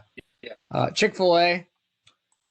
You can have your own, opinion of what their political beliefs are, but I'm ranking their food. They have one of the best spicy chicken sandwiches I've ever eaten in my life. Their shakes are great. Their lemonade is great. Their fries are okay, but the sauces that they have with them are great. Chick-fil-A is S tier, no doubt about it. I'm putting Chick-fil-A in A tier. I love, I will never turn down Chick-fil-A. Never. Like you said, their spicy chicken sandwiches are fantastic. And they're A tier for me, but I love Chick-fil-A. All right, well, let's move on to one that I know we're both going to put in S tier because it's like the favorite go-to thing for when we're both hungry when we're at work. Chipotle. It's S tier for me. Not only is it some of the best food you'll get in terms of fast food, you get a lot of it. It's not insanely expensive. It's about $8. But it's really, really good food and it fills you up. I mean, Chipotle hits different. There's a reason why I go like twice a week. Chipotle is S tier, and honestly, it might be my personal fave. I have no argument here. Chipotle is fantastic. I know. Whenever we talk about what are we going to eat today, Chipotle is always in the conversation. Yep. It's very rare that we don't go to Chipotle, because nothing beats Chipotle. Nothing beats Chipotle. I love Chipotle is fantastic. You can never go wrong with a bowl. Never. So Chipotle is S tier for me also. And okay, so Wright State students will get this one, but where are we putting fake ass Chipotle? I'd put it in like A- tier. Yeah, they're not as good as normal Chipotle, but not. But it's only like $5.50. It's not bad. Yeah, and I'm gonna put it in A tier. And strictly because their food ain't horrible and it's and the very price convenient. is really solid. Right, and it's very convenient right there on campus. So they're going to be A tier for me. And if you're incoming or you haven't been on campus in a minute and you don't know what we're talking about, hit up the hangar in the fall. and go to the place that looks like Chipotle but isn't Chipotle in the hangar, their food's better than you might think. So no, it is not actual Chipotle. No, it will not taste as good as actual Chipotle. But if you're looking to save $3 and want something that's almost as good as Chipotle, we recommend fake ass Chipotle. And just for the record shows, it is not called fake ass It's Chipotle. not. Shay and I have donned it the name fake ass Chipotle, but they have some good food for sure. It's when Parker and I are feeling lazy and don't feel like leaving our parking spot on campus. If we have a really good parking spot that day, we'll go to fake ass Chipotle. Yes. So, all right, let's move on to Cinnabon. Cinnabon. See, I eat pretzels more than I eat cinnamon rolls, but I think Cinnabon's better than Auntie Anne's, so I'm going to put it in B. I'm gonna put it in B also. If I have a heck of a sweet tooth, so if I'm feeling like feeling something sugary, I'll go to Cinnabon. Problem is, you eat like half of one, you need to take a nap halfway through it. Oh. But I like Cinnabon. It's gonna be B tier for me also. Okay, Jimmy John's. Jimmy John's, this is gonna be tough for me because I think Jersey Mike's and Jimmy John's are both like top tier sandwich places. I don't live in the Northeast, so we don't have as many Jersey Mike's in the Midwest as they do up in the Northeast. But there is a Jersey Mike's about 10 minutes away from my apartment. Really, really good food. But I'm a big Jimmy John's guy as well. I'm putting Jimmy John's in A tier. I think they got some really, really good food. I'm not as high on Jimmy John's as most people. I'll go there occasionally, but if Jersey Mike's is always there, I might take Jersey Mike's every time. So Yeah. I'm gonna put it in C tier. I'm not as high on Jimmy John's as most people, but they do have some good food. All right, well, let's do Dairy Queen. Dairy Queen. Dairy Queen's pretty similar to A&W for me, and I'm going to put it in the same tier because the burgers and stuff like that at Dairy Queen are average at best. But if it's summer and you don't have at least a couple Dairy Queen Blizzards, you're doing it wrong. So Dairy Queen does have something like A&W with the root beer float. The Dairy Queen Blizzard keeps it in C tier. Their food is meh, but the Blizzard is iconic and a staple of every summer in the Neal household. Yeah, so I'm a DQ fan. I don't think their food is that bad. I'm gonna put it in B tier. Like you said, blizzards are always elite. Mm-hmm. I don't think their food is as bad as most people think. It's gonna be B tier for me. Okay. Well, let's move on to Dunkin' Donuts. And this is one that I probably wouldn't have had an opinion on until about a year ago. And I started drinking more coffee. And they also have some pretty good breakfast sandwiches. I'm not going to lie. Dunkin' is, I don't know. I don't go to Starbucks a ton because their prices are freaking insane. But considering that you can get like an extra large at Dunkin' for like 250, and there's also some pretty good breakfast options, like I'm going to put it in B tier. It's a pretty solid breakfast place. I am a huge, for people that know me, huge Dunkin' Donuts guy. I'm there all the time, and Shay knows. More times than not, I'll come into work with a Dunkin' coffee. Um, this is S tier for me. I Okay. love Dunkin' Donuts. I love and not only do they have some pretty quality food, so cheap. So I'm putting it S tier. Okay. I like it. Um, unless you know either of these places, Parker, Elevation Burger and El Pollo Loco, I've never been there. I haven't been to either of those either. Okay, so we'll just throw those in the don't know Quite, category. I quite do like honest, Elevation Burger's logo, though. I will give them that. yeah, quite honestly, I have never heard of Elevation Burger until right now. Okay. So let's do Five Guys. Five Guys is good. Five Guys is not the best burger place, but it's good. Their fries could be better. But it's solid. I'm gonna put it in B tier. I think Five Guys is a very solid burger. Um, I'd honestly put it over Burger King probably. But there's a burger place that we're gonna get to in a minute that is above and beyond everyone else. Yeah, I'm a Five Guys fan. I'd probably put them in the same spot as you would. They got a good burger, and and It's a good burger. The fries right. need to. It's a really good burger. It's an A tier burger for me, but their fries are C, maybe even D tier. If they can make their fries average, I think it's A tier. Yeah, so yeah, I'm gonna put them in the same spot. If Burger King and Five Guys is an option, I'll take Five Guys every time. I agree. But yeah, I'm going to put it at the top of B tier. All right, Hardee's. Hardee's, I think I've been to more than Rallies, but I don't remember liking it a ton more. So I don't know. The end of C, maybe. What are you thinking? Yeah, so I'm a big breakfast guy. Their breakfast is not good. Um, I, I'm not as high on Hardee's as most people. It's going to be D tier for me, but I'd put it above Arby's, but it'll Okay. be a D tier for me. All right, In-N-Out. In-N-Out is the king of the fast food burger. Uh, I wish In-N-Out would come to the Midwest. They don't, but In-N-Out has insane burgers, better fries than Five Guys, and it's just, I mean, it's very cheap. You can get like 10 burgers at In-N-Out for like $10. So In-N-Out, definitely S tier for me. It's the king of the burger. Yeah, I'll take a double double any day of the week. So I love In-N-Out. Whenever I get a chance to get out west, I'm a frequent In-N-Out customer. So I love In-N-Out a lot. So it's S tier for me also. Jersey Mike's. Jersey Mike's, I would put it in S tier because I think it's the best of the sub places, but I don't go to it enough to feel like I can put it with these three. So I'm going to put it above Jimmy John's and A, but I do think it is the best fast food sub place. They are the best fast food sub place for sure.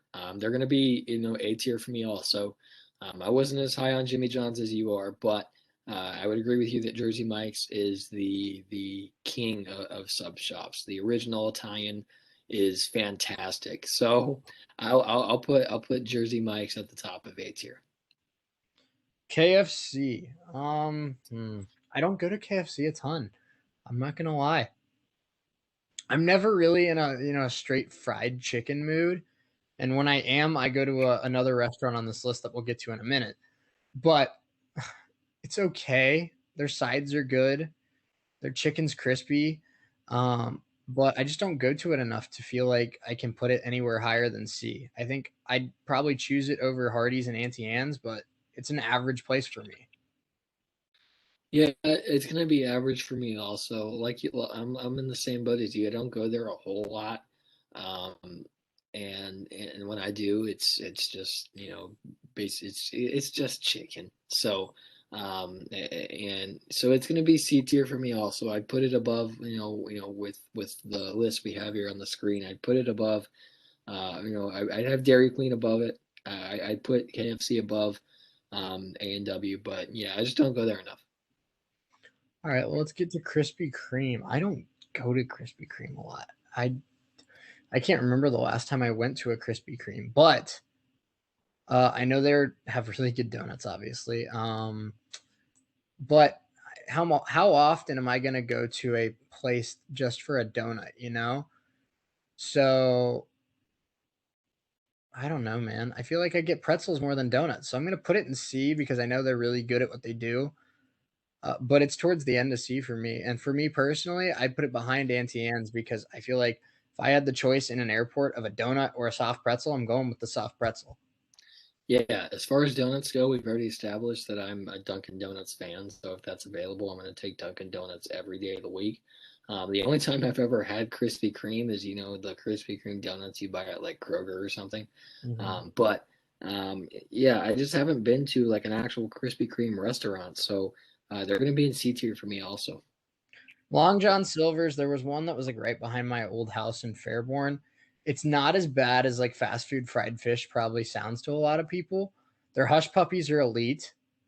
Their food's it tastes good. It's just really greasy. I wouldn't pick it if there's other places available, but it's not bad. It's D tier, uh, probably behind Arby's because I'd probably go to Arby's a little more frequently. But I think a lot of people will just throw it in F because it's fast food fish, and their hush puppies put them in D because their hush puppies are some of the best things I've ever eaten. I'm not a seafood guy, and I haven't been to Long John Silver's a whole lot for that reason. They're going to be an F tier for me, but if I was the seafood person, I'd probably hit up Long John Silver's a little bit more. But yeah, they're going to be F tier for me strictly because I'm not a seafood guy.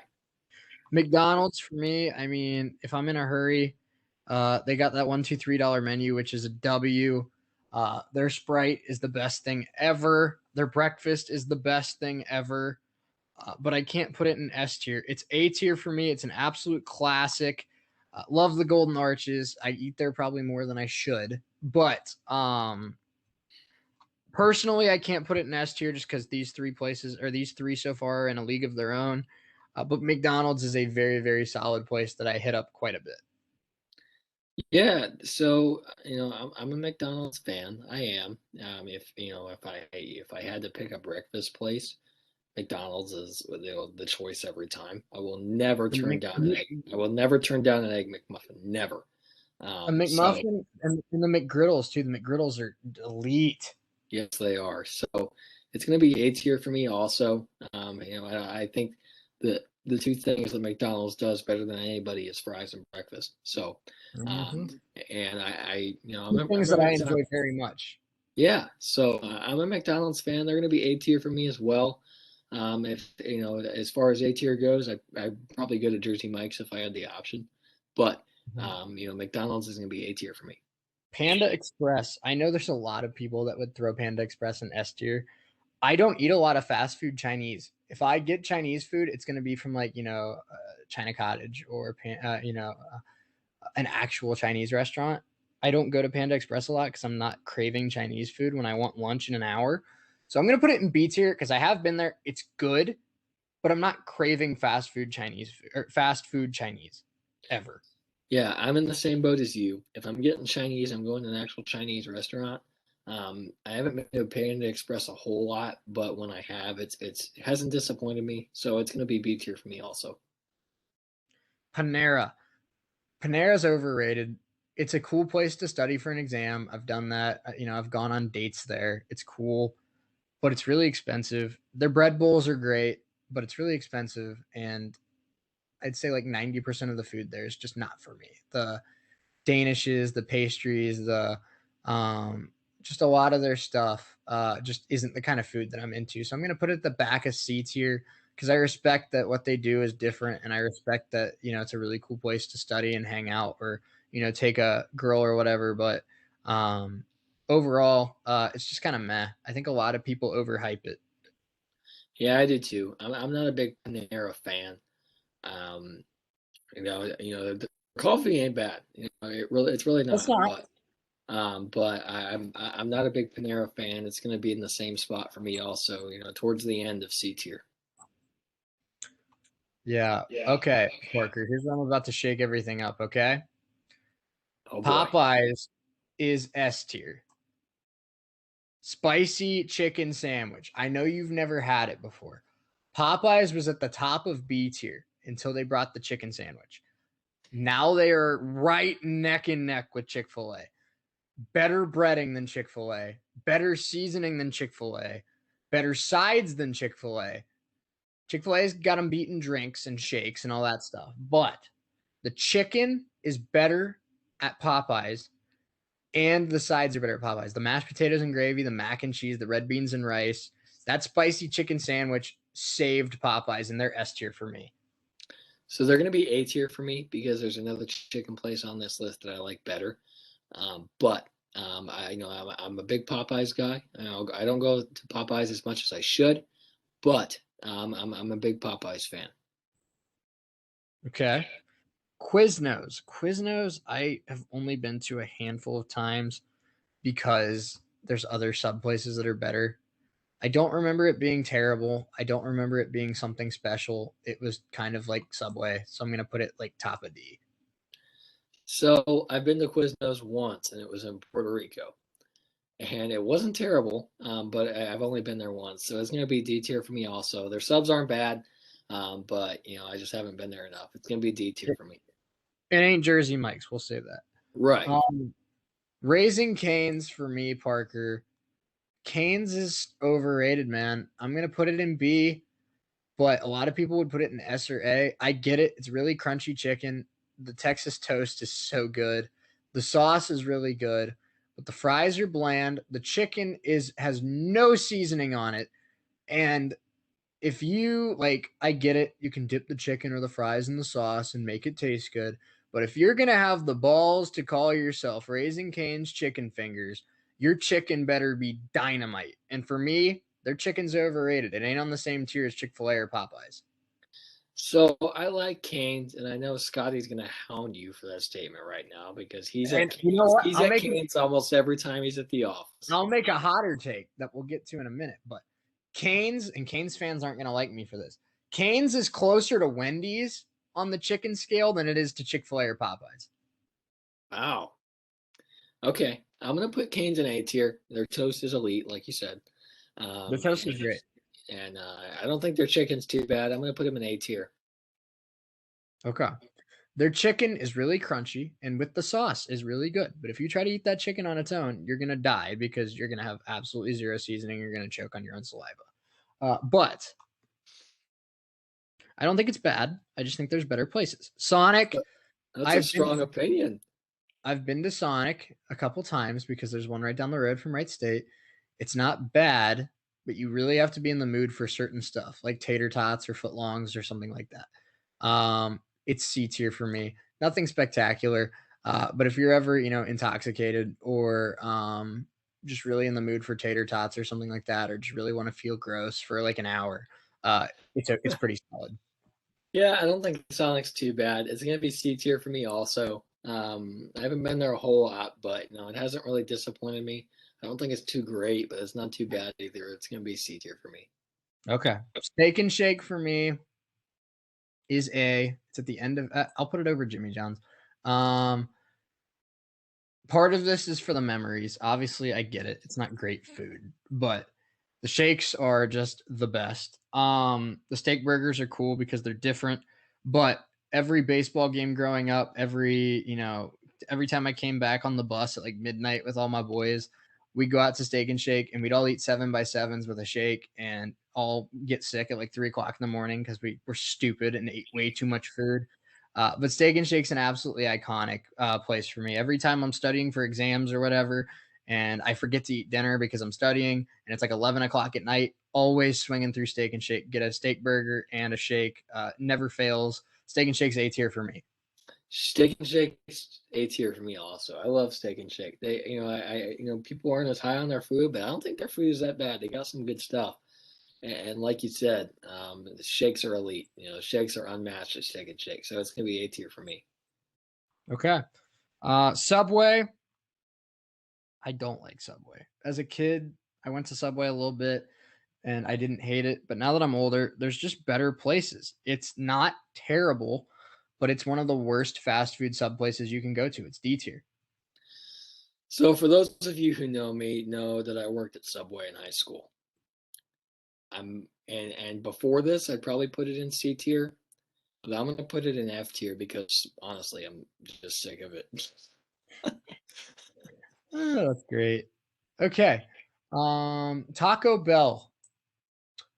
I don't know, Parker. Do I put Taco Bell? Yeah, I gotta put Taco Bell in S tier. Yeah. I was gonna say, do I put it in S or A? But let's be real. Taco Bell is one of the best value for food deals you'll get on this list. Just thinking about it, Parker, when we go to Taco Bell, I get 3 tacos, a burrito, like a chalupa, and a drink for $7. So Taco Bell, you get a ton of food for a really good price. The Baja Blast is there, which is the best drink on the planet. And overall, considering you're spending $1.20 for a bunch of really sketchy Mexican food, it tastes really good. Is it going to probably make you die in your 40s? Yeah. But as of right now, when I'm 21 years old, it tastes pretty damn good. Yeah, it does. Taco Bell is going to be S tier for me also. They're not the best Mexican place. That goes to Chipotle, of course. But if I'm 10 times out of 10, I'd take Chipotle over Taco Bell. But there are days when I'm lazy and don't want to get out of my car, and those are the days that I go to Taco Bell. Right. So Taco Bell is fantastic. Will it make you feel terrible afterwards, like you said? Yes. Oh yeah. Always, every single time. Oh, yeah. But they got some damn good food, and Taco Bell is going to be S tier for me also. Wendy's. I don't hate Wendy's. I went a lot in high school. I don't go as much in college. I'm going to put it above Burger King, behind Five Guys in B tier. I think their chicken's really good. Their burgers are above average. Their Frosties are obviously great. But I just feel like I can't put them higher than B because they're beat in burgers by In-N-Out and by Steak and Shake and by Five Guys and by, they're beat in chicken by Chick-fil-A and Popeyes. And they're beat in, they're even beat in the Frosty. I don't think the Frosty is as good as a Steak and Shake. So Wendy's is solid at almost everything, but they don't have that thing that makes them stand out like the restaurants in SNA. So I'm a big spicy nuggets fan. The only place Spicy that has nuggets are really good. Mm-hmm. the only place that has spicy nuggets that I know of is Wendy's. So I will hit up Wendy's more than I should.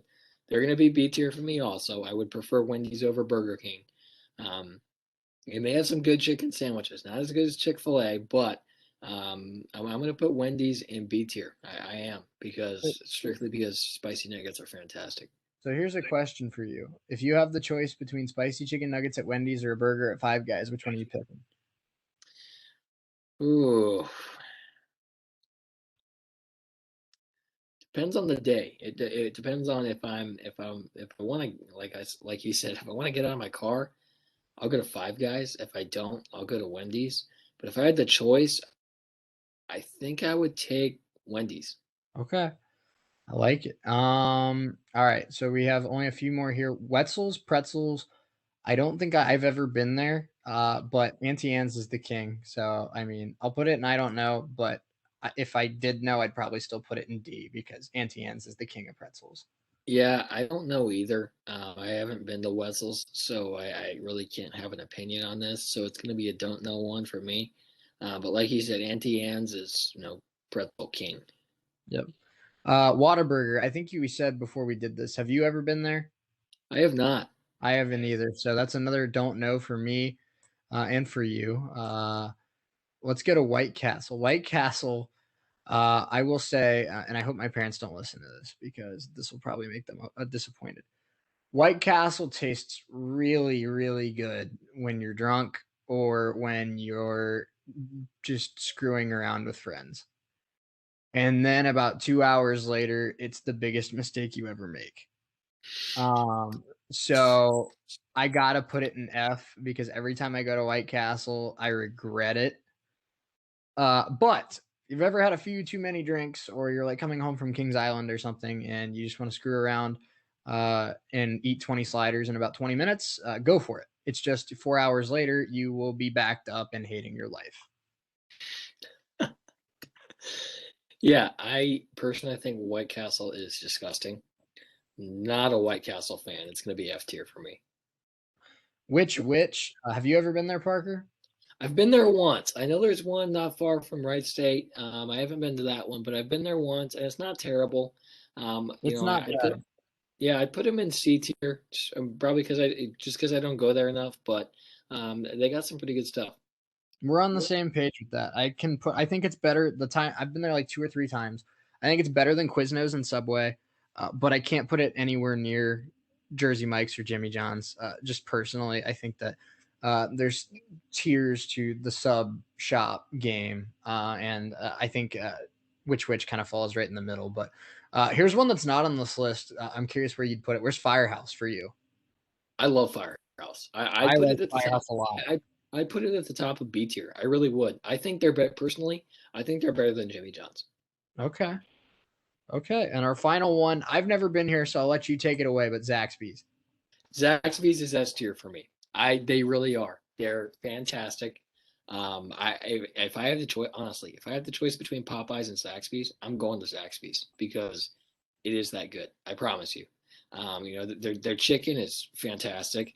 And some people I know have the same opinion as me that Zaxby's is fantastic. So they're S tier for me. They really are.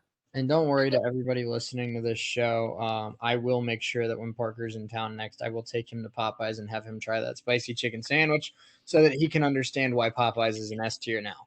I've been to Popeyes many times. There's just not one around here for me to go to, and if I really want one, I have to go about 15, 20 minutes from here. But there's one right by my apartment, and one day that like we're both going to be in the station, I'll like swing by and pick something up and bring it in. But we got to make sure that you get that spicy chicken sandwich because it's life changing.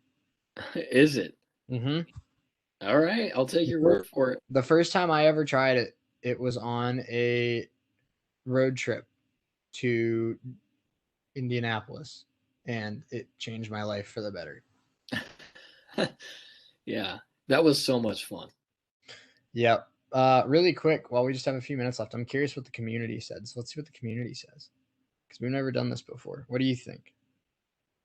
Let's see. Let's check it out. Oh, these are just saved ones. So let's look at this one because Lisa Simpson's great, and I like that. Chick-fil-A, Wendy's in the look. I don't think they got how personal favorite works. You put one there. Yeah. Here's something interesting, Parker. They put Five Guys in S and In-N-Out in B. They don't know what they're talking about. They obviously have never been to In-N-Out. Okay. They have Zaxby's in D tier.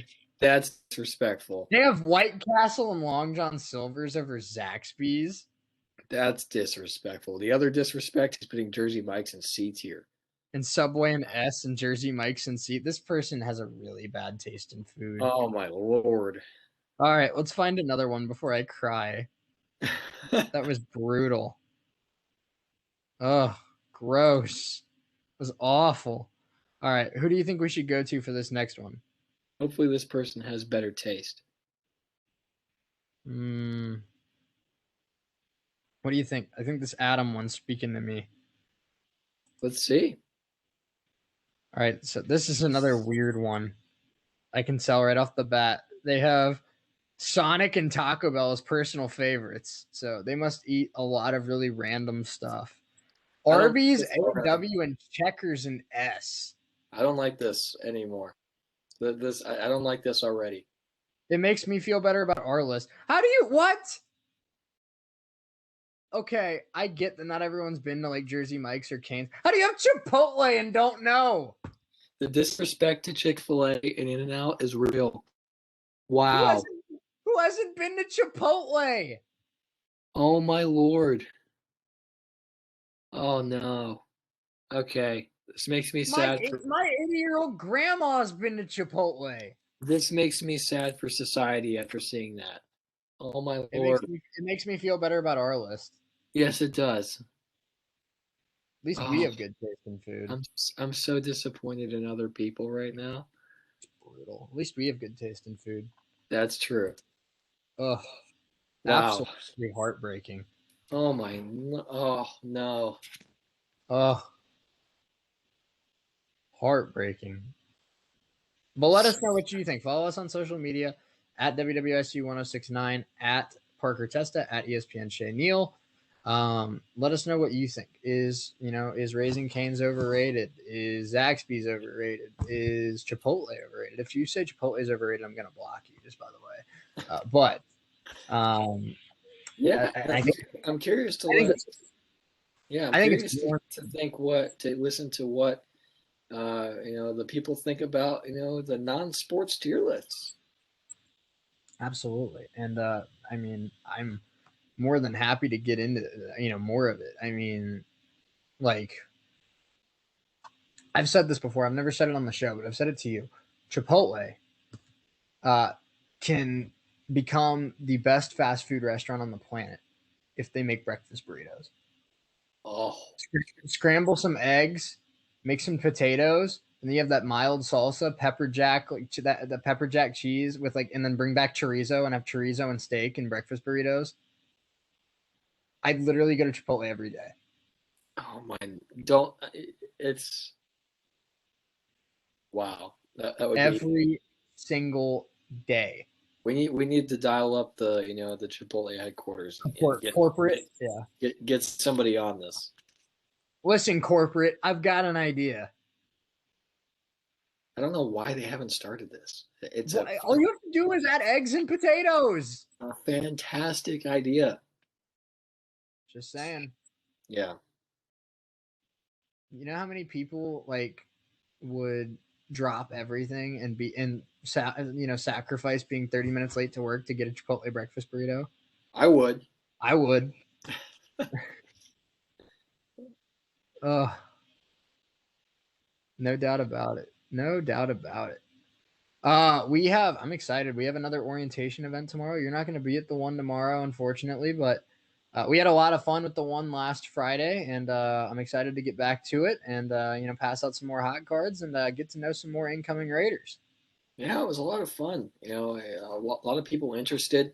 It's really, really good to see that. It means a lot to know that we're getting people interested, and that's really exciting because we obviously want, if you're out there and you want to get involved, we want you to. The more the merrier. And Yep.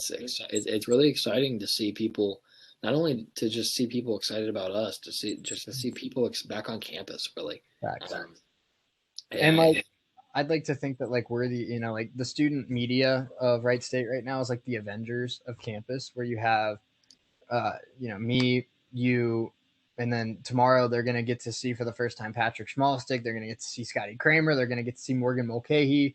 And then you go to the booth next door and you have Noah Kindig and Mackenzie Heffernan. I mean, we're like the freaking Avengers of Wright State. like that, we need to, put Put that all, on a t-shirt, all the names on the back, and then just say the Wright State Avengers. yes, Wright State Avengers, and then just like like the champions T-shirts you get like at a baseball tournament in high school or something. Wright State Avengers, and then our names on the back. Co-orgs of the year. Yes, We run the Wright State org game. we do. You know it. Absolutely. Well, we appreciate you hanging out with us here on this Monday afternoon. Good to be back after a week off. I will be in Florida next week, but that doesn't mean we're canceling the show. I will be doing the show live from the beach in Fort Myers, so I'm excited for that. But we appreciate you hanging out again with us on YouTube or on WWSU 106.9. We will be back same time tomorrow, 1 to 3. But Parker, any closing thoughts before we put a bow on this Monday afternoon? Yeah, it's good to be back. The show has been a lot of fun. I know we've reached a lot of people. A lot of people enjoy this for whatever reason. I don't know why, but a lot of people enjoy this. I don't even enjoy it half the time. But yeah, it's been a lot of fun. Happy Father's Day to all the dads out there. Absolutely. Happy Father's Day to all the dads out there. Hope you got some time with your kids or your families or whatever. But hope that it was a well-deserved day to celebrate dads out there. So we appreciate you hanging out with us, and we will talk to you tomorrow. But until next time, for Parker Testa back in Noblesville, I am Shea Neal with Keep It Real saying so long, and we'll see you tomorrow.